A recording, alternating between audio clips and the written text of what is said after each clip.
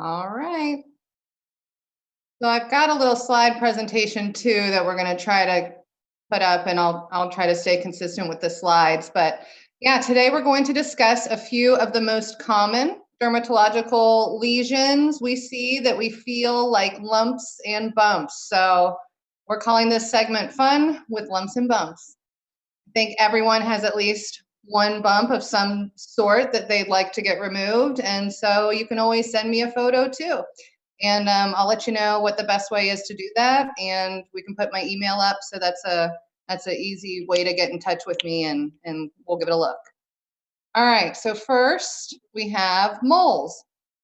So these are probably our most common lumps and bumps on our body, and we can get them anywhere.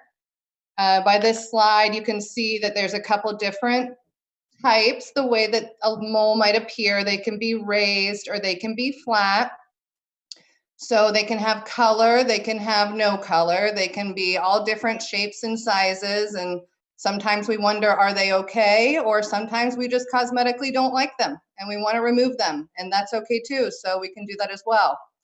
But you can see here the top two are going to be our raised moles, and the bottom two pictures are going to be more flat moles.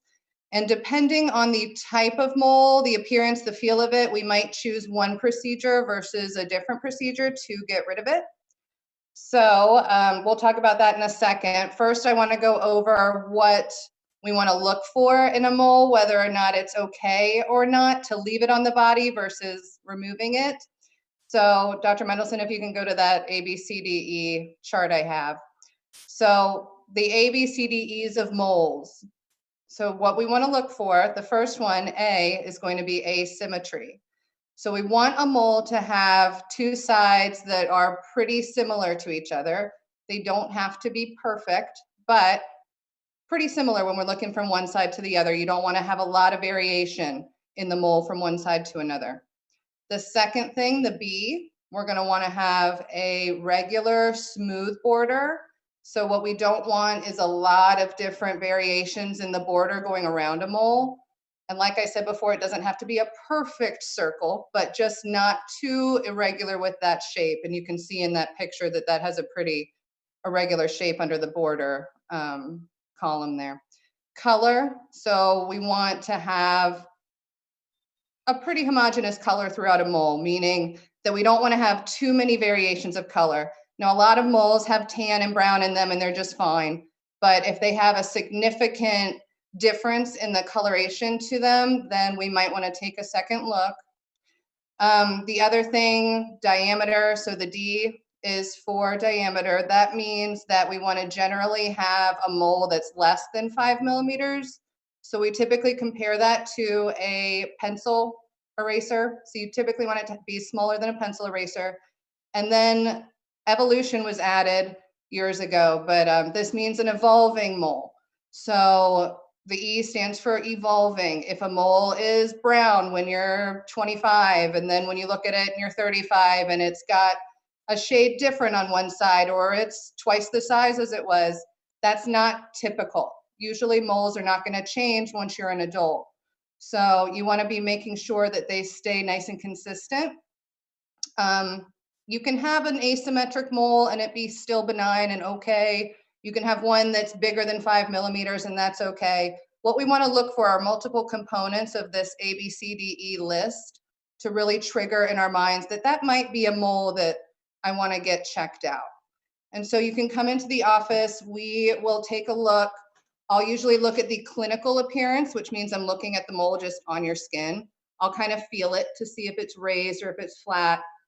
And then I'll also use a microscope called a dermatoscope, which Dr. Mendelson likes to make fun of me for because I carry it around with me in my pocket. But it's really helpful to look at pigmentation in the mole, and we can see different patterns that just over the years, people that are specializing in dermatology are trained with looking at different pigmentation patterns and what might be a little more suspicious and what's totally fine. So if there is something that triggers me to be a little bit concerned, or I'm just like, I'm not 100% sure that this mole is fine, benign, then I will take a little piece. It's a super easy procedure. I just numb with a little bit of lidocaine so you feel one tiny poke. That's it, really quick, tiny poke, not as bad as Botox. And it goes right under the mole. It'll numb immediately, right? The epinephrine in that injection will take a couple minutes to set in. So usually I'll take a picture of it at that point or something while it sets in. And then I just take an instrument that looks like a little flat blade and I take a sample. So it's very simple. It takes 2 minutes to do. I've sent to what's called a dermatopathologist. Dr. Patel, I've sent to him for 10 years. He's great. He's the best dermatopathologist.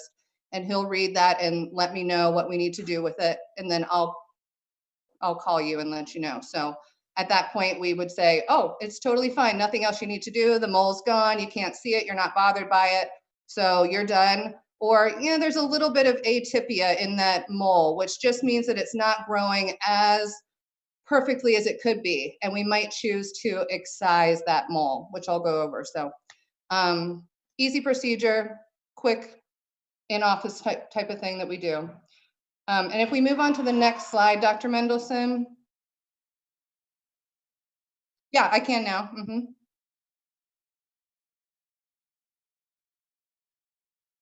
Shave versus surgical, is that what you see? Okay. So there's a couple different ways that we can remove a lump or a bump. If something is very superficial, meaning that it's shallow and it's right on the surface of the skin, a lot of the times we can do that procedure I was just talking about where we take a sample. We can just take that mole right off with that sample, just shave it off after numbing. And then it looks like maybe you picked a pimple. You know how you have just a little bit of open skin left over. We put ointment and a Band-Aid on that for about 3 days, and then it's healed over and your bump is gone. So that's one way. And that's the illustration you can see under shave excision there. The other way that we can remove a lump or a bump is by surgical excision. So with that, we use the same numbing stuff that we used with the shave. So we just inject a little bit and you feel that first tiny poke and then you don't feel anything else because that numbing works immediately. And after we let that set in for a few minutes, we're going to mark what looks like a little football around your mole. You can't just cut out the circle around a mole because when you try to close it, it's going to have these two little flaps that come up on either side. So we typically mark what's called an ellipse, and it looks like a little football around the mole. And then once we remove that segment of skin, so we're gonna cut out and remove that segment of skin, we suture that back together. And with Dr. Mendelson's beautiful suturing techniques, and he's taught me them, and we really don't see much of a scar. I mean, no matter what you do when you have a surgical procedure, you're going to have some kind of injury to the skin, but it's really not evident, the incision line that we end up having. And so that's a great option as well. I don't know if I missed anything with that or not, Dr. Mendelson, if you want to add anything with the surgical excision portion. If not, Hope, I'm not sure anybody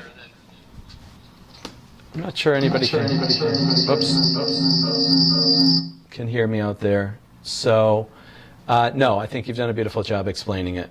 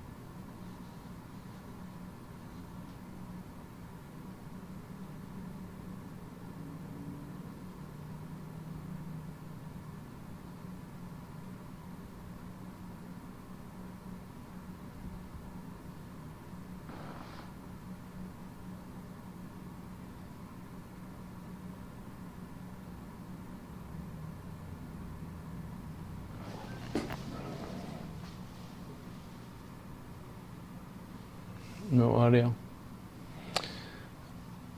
Okay. I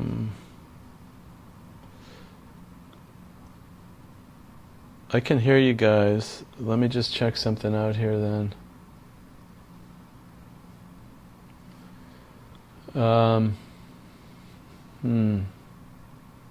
You heard me? Yeah, I can hear you. I can hear you guys, but you couldn't hear me on Facebook?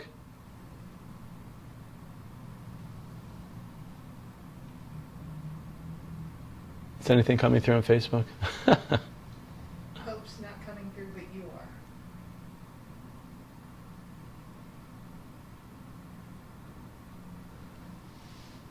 are. All right, well, let's... She wasn't talking.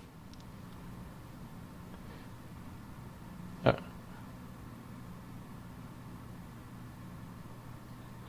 can hear you. Okay. So, Hope, let's give it a try. I guess that I'm back, but apparently we've got some technical difficulties again. While we're seeing if we can get Hope's audio back, I do just want to mention, I guess at the beginning, I'm gone. I'm gone. Oh. Can you hear me? It's you. You're on delay. Okay. So, sorry. A few glitches here. I just want to mention Sunday's noon show. Hopefully we will have some of these things worked out. But we are hopeful that the kids from Arusha, Tanzania, in the orphanage, that we and collectively, that is any of our patients and our team, have helped support over the last several years. They're also in quarantine. And I spoke with Connie this morning, and I hope that we have all the kids with us as well. Okay. Hope, go ahead, give it a try here. Let's see what we can do. I think it's a little delay anyway, so let's just go for it.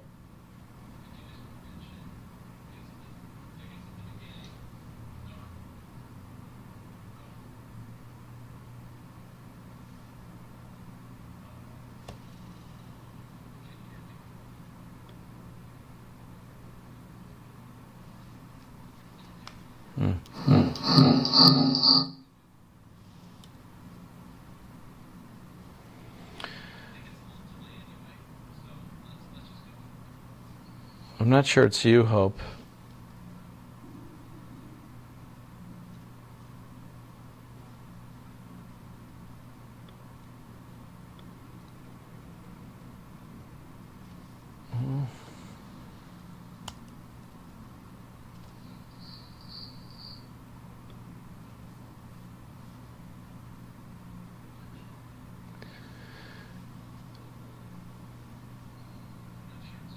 Okay.